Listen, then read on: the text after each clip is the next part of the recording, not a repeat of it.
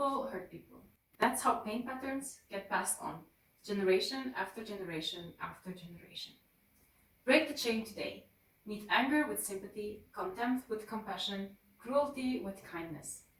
Greet grimaces with smiles. Forgive and forget about finding fault. Love is the weapon of the future. Jehuda Burke. This kind of spiritual advice poses a complex set of questions.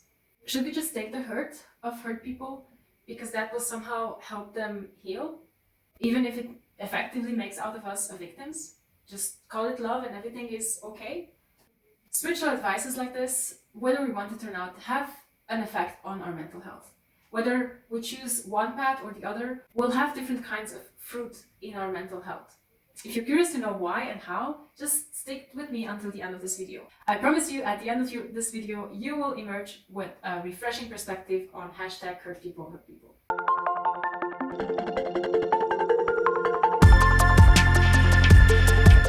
Hi there, my name is Julia Hagmeier. I'm a psychologist and theologian living in Switzerland. If you're new around here, A Voice Calling Out is a platform where I create mental health videos from a spiritual and psychological perspective. If you would like to have quality content that will empower you on your mental health journey, make sure you subscribe to my channel and hit that little notification bell, which will always give you notifications if I'm uploading a new video. So today, I will be tackling the question on hashtag hurt people, hurt people. First, I will try and give you a psychotherapeutically sound perspective on what hurt people actually means or would mean if you are a psychotherapist, or in any kind of capacity working with people who are emotionally wounded. Then I will describe the 2 easy answers that different kinds of spiritual leaders or spiritual movements would give you to follow regarding the subject of hurt people. And then I will try to give you a psychologically and spiritually sound advice as to how to actually deal with the problem of hurt people in your life and generally. So within the context of psychology, we would understand the sentence of hurt people as basically understanding the research that we have on psychological trauma and emotional wounds as acting as a sort of predisposition or inclination of people who have been psychologically traumatized to act in certain ways that would be perceived as hurtful for others. But what it is very basic to understand from a psychological point of view is that hurt people is more a question of predisposition and not of destiny. You are not destined to hurt other people if you have been hurt. We still understand people as being in charge of their behavior and their actions. And yes, they might be more inclined to choose certain types of actions that are more hurtful. This is not necessarily something that cannot be changed. And also that not all hurt people will hurt other people, as well as not all the people that hurt people are themselves acting from a place of hurt. It might be true for the majority of cases, but it's not 100% so. Secondly, it is an explanation and not an excuse. This is very important. Whenever psychologists talk about hurt people, it's not about excusing the behavior. It's about giving a frame of understanding of why that behavior might have occurred. It serves us, all of us, be that we are hurting other people with our behaviors or that we are being hurt by other people with their behaviors, a frame of understanding of what might have happened there. It helps us make sense of what is actually happening, not an excuse to just swipe it under the rug and put a nice ribbon on it that, oh, they are just hurt and that's it, end of story. And thirdly, hurt people as a sentence serves a purpose. It serves the purpose to be able to understand what has been happening in the life of the people who hurt other people so that we can change that behavior. So as you can see, it's all about understanding what this means within the frame of sane psychological research. It's not something that any kind of psychologist or psychotherapist would say, oh, it's great that people hurt each other because we have to understand they have been hurt as well. It would be like a paradox to say that if you're a therapist and in the business of trying to make people change towards the better. So basically we know as psychologists that those of us who have been most psychologically wounded will display most dysfunctional ways of behavior and dysfunctional ways of relating to each other. Now, this would be the end of story if we were just to say, okay, so there are people who are wounded or traumatized or hurt, whatever, and if they hurt us, well, okay, let's just try and understand them.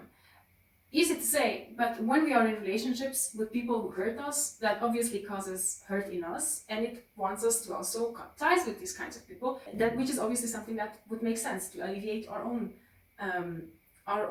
pain.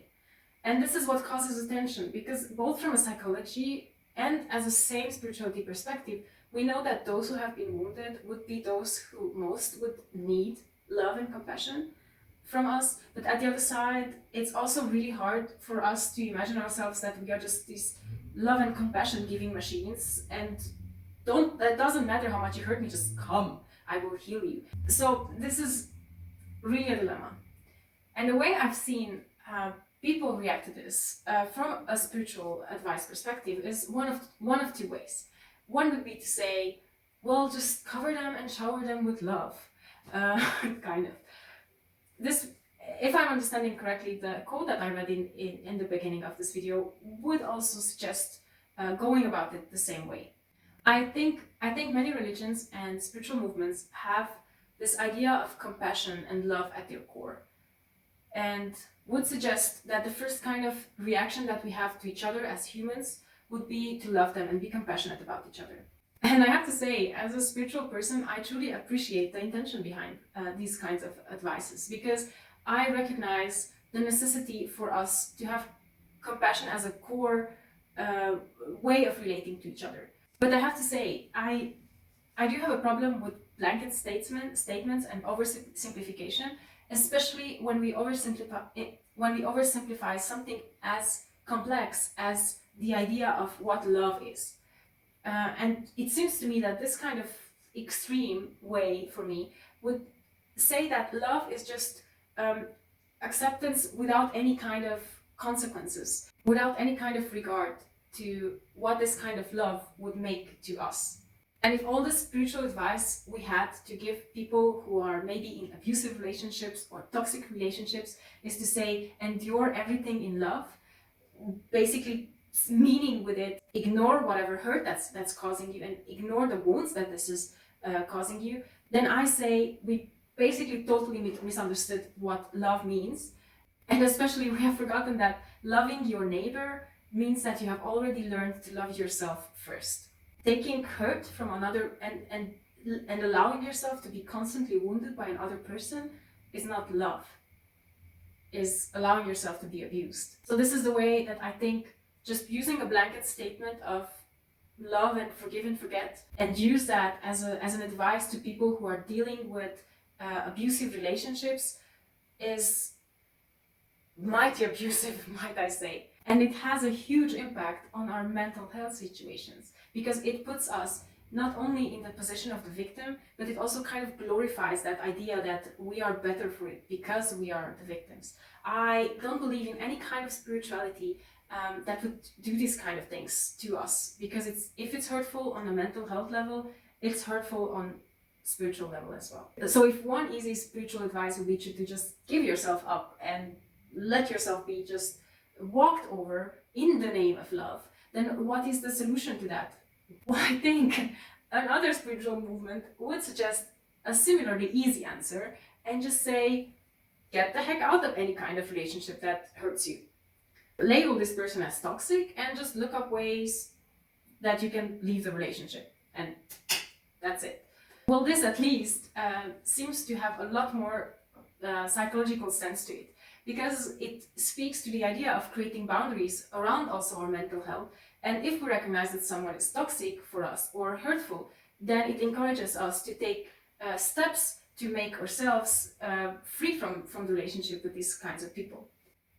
It's sound psychologically, and also I have to say, it's sound from the perspective of the Bible as well, only that the Bible calls toxic people unclean and sinners, and it calls cutting ties with them, giving them over to Satan. Yikes. No, that's actually true. The Bible also has a basis for these kinds of spiritual advices that just say, oh, you're not acting the way I want you to act? You are sinful. Bye, brother. And when I put this in this perspective, you also probably feel in your guts that's not necessarily always the best way to dealing with hurtful people, even if they are hurting us. And I think that this discomfort comes from the realization that in one or another relationship that we have, we might be the one who are behaving in toxic ways, or we might be the one who are hurting others with our dysfunctional behaviors.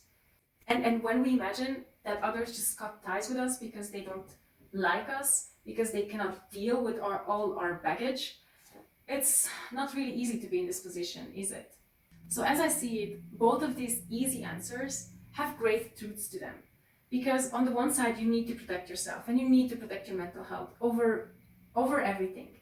But on the other side, we need to recognize that we won't be able to heal unless we are allowed to be loved the way we are. I've actually talked about this in one of my other videos. You can check it out here.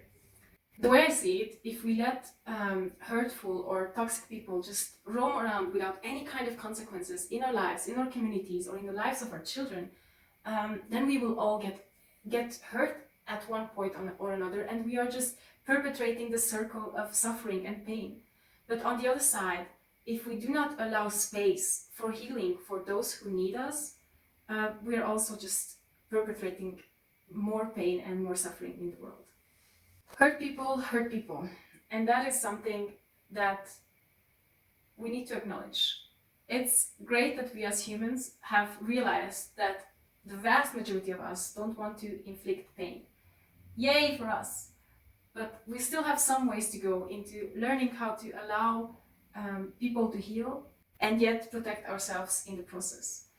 And here, with A Voice Calling Out, I am looking for the not so easy solutions for life's not so easy questions. And this is one of them. So what I'm talking about is learning that true love means having compassion and boundaries in the right mix. Compassion with boundaries, first and foremost, is a way of thinking. A truth that the more it takes root in our hearts, in our gardens, help us see that we are all only human. We are frail, we are very vulnerable and woundable, and we are wounded and hurt as well. It will allow ourselves to find the connection with each other whenever we see that someone hurt us, and whenever we see that we hurt others. To finally realize you and I are not so different from each other. We all are hurt, and we all hurt each other all the freaking time. When compassion and boundaries take root in ourselves, we finally find compassion towards ourselves as well. And this creates a virtuous circle. It's kind of like you don't even know where it started. Did I feel first compassion towards you when you said something hurtful to me? Or was it that I felt compassion towards myself when I said something hurtful to you? It's realizing that when I say a hurtful thing about your family picture, it actually reflects on my pain of knowing that my family never looked like that on pictures or in real life. And at the same time, as I say that, I realize that what you've said about my body doesn't reflect my body, but it reflects your insecurities about your body. And this changes something. It truly changes something deep within ourselves. It doesn't make the hurt less hurtful. It doesn't make the wounds hurt less, but it does make it easier to accept it, and it does make it easier to look on the other and see ourselves in them. It makes it easier to accept the truth that people who have been hurt will hurt. And we are both of these people. Finding this place where true love manifests as compassion and boundaries means also that I learn to set my own boundaries. It means learning to accept that sometimes parts of me have been so deeply hurt that I cannot offer you a relationship where you can heal, because I still need to be offered that relationship to heal myself. It means finding that sometimes you and your hurt will be too much for me to bear, so I need to take distance. It means saying, I love you enough to know that I am not good for you at the moment, and I love myself enough for me to know that even though I love you, you're not good for me at the moment. But finding that place of compassion and boundaries is also realizing that sometimes what I interpret as you being hurtful to me on purpose is just something that you do and it triggers a hurt in me. And in those situations, choosing to stay in a relationship, be reflective about what triggers me and what not, and choosing to mutually give a safe place to each other to work on that, means that staying in a relationship will be conducive to my healing. True love is where compassion meets boundaries. It's when I realize that I need space to heal and you need space to heal. And sometimes giving the right motivation and the right self-reflective abilities and the right commitment to each other, that means that our relationship can be truly a space for both of us to heal. My hope and mission for Voice Calling Out is to create content that truly help you navigate these immensely complicated waters of life and relationships and mental health and how all of these things work together. So if I managed to do that through this video, make sure that you give me a thumbs up and leave me a comment about where do you stand with this on this whole issue of hurt people. Leave me a comment about these things and your experiences, and let's start the conversation. If you have any questions, comments, requests that you would like me to tackle, make sure you also write about those in the comment sections. And until then, take great care of yourselves and see you next time. Bye!